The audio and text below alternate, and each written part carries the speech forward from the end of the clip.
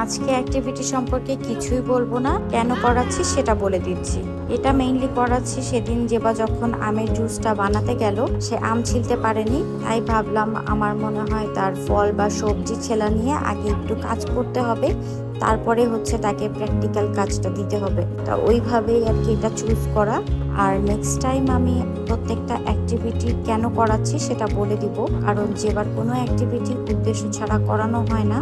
আর সেই সাথে বলে দিব যেবা ছোটবেলায় কিভাবে অ্যাক্টিভিটিটা করতো বা কিভাবে এই অ্যাক্টিভিটিটা তাকে দিয়ে করাতাম। যাদের দরকার হবে তারা ভিডিওটা শেষ পর্যন্ত শুনে ইনফরমেশনগুলো জেনে নেবেন। আর এটার আগে যেবার সাথে আমার কথাটা একটু শুনে নেন, এটা খুব মজার ছিল। মনে করেন একটা অ্যাপেল, হ্যাঁ, যে অ্যাপেলটা ছিলছে, অ্যাপেল, হ্যাঁ, এটা একটা অ্যাপেল।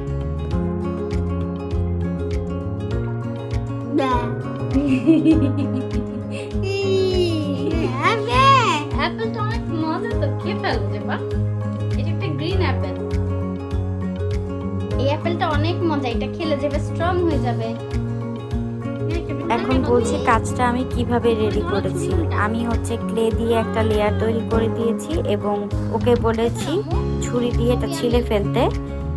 কিন্তু কাজটা রেডি করার পরে আমার কাছে মনে হচ্ছিল কাজটা ওর জন্য অনেক সহজ হয়ে গেছে। এটা আসলে আমার একটা পরিশ্রম হয়েছে, কিন্তু ভিডিও যেহেতু করে ফেলেছি তাই শেয়ার করা হোপফুলি অনেক আপুদের কাজে দিবে। আর এই কাজটাও যখন ছোটবেলায় করতো তখন হচ্ছে চিমটি কেটে কেটে এটা বলের গায়ে থেকে খুলে আনতে বলতাম। আর বাচ্চা যদি অনেক ছোট হয়, সে যদি স্বাদ বুঝতে না পারে, সেক্ষেত্রে এই লেয়ারটা ক্লে দিয়ে না করে ময়দা দিয়ে করে দিতে পারেন। আমি এটা ময়দা দিয়ে করাতাম ছোটবেলায়, ময়দা আর ফুড কালার মিশিয়ে এরকম কালারফুল লেয়ার তৈরি করে দিতাম, যেটা ওর কাছে আর কি অ্যাট্রাকটিভ মনে হতো। আরও একটা কাজ করতাম, সেটা হচ্ছে অনেক সময় ময়দার সাথে লবণ মিশিয়ে দিতাম বেশি করে, যাতে করে মুখে দিলেও পরে গিলতে না পারে। তা যেবা ছোটবেলায় সবকিছু মুখে দিয়ে দিয়ে দেখতো, কিন্তু বেশি লবণ লাগলে আবার ফেলে দিত। আমি আমার সেই অভিজ্ঞতার আলোকেই বললাম, যদি কারো হেল্প হয় আর কি।